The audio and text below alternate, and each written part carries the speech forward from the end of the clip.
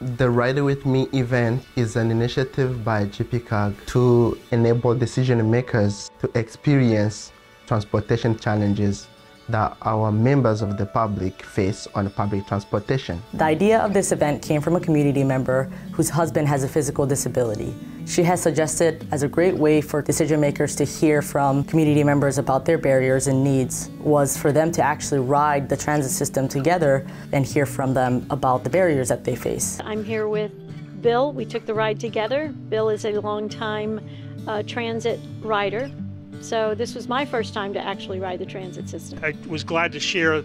Sometimes it's difficult to coordinate, and some suggestions to how the Biddeford Saco Orchard Beach line can better coordinate with the other bus systems to be able to, for riders to get information online and track the buses on real-time tracking of the buses versus when their schedule is. So I had the opportunity to ride with Karen Perry. It was her first time riding on the Downeaster service, and so I think some of her initial concerns were with the technology and how to actually obtain a ticket.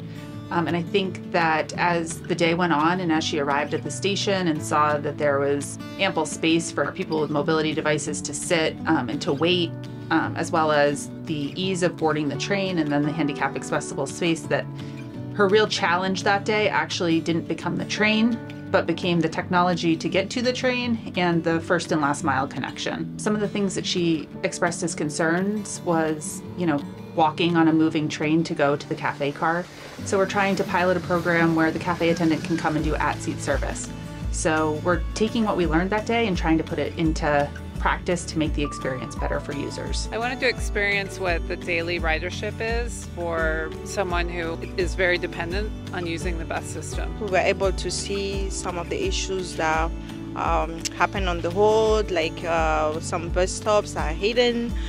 We can't really see them in terms of weather. So I think there's a lot of experience that she was able to share with me. If you don't know how to use the bus, you don't know to pull the cord when you want to stop. And the signs are very small for that, and they're also in English.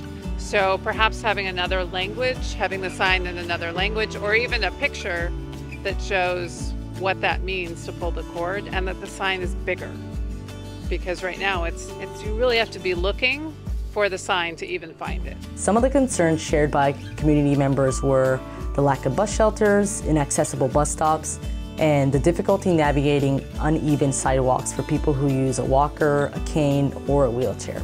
During one of the paired rides, a rider came up with the idea of having transit riders have a conversation with bus operators to talk about how they can help each other. Now, different bus riders are attending Metro's bus operators training to share their transportation barriers with bus operators so that they can help each other. I was introduced to Sadie through GPCOG, through the Ride With Me event.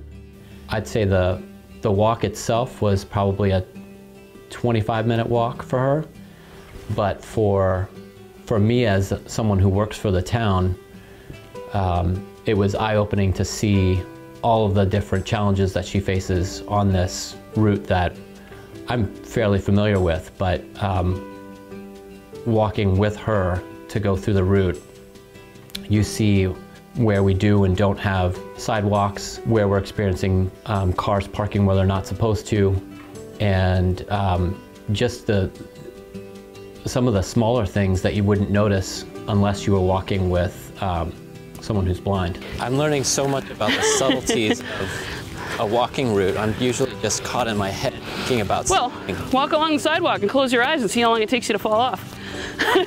Won't take long. I mean, the thing about blindness and any disability is it's about perspective, and 99% is awareness.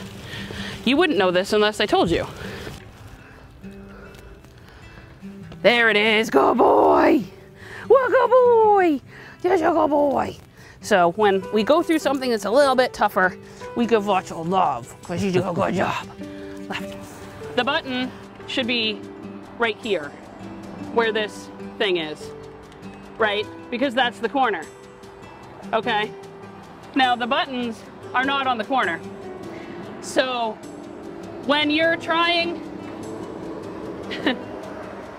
when you're trying to cross the street, you want the button to be where you're gonna be standing.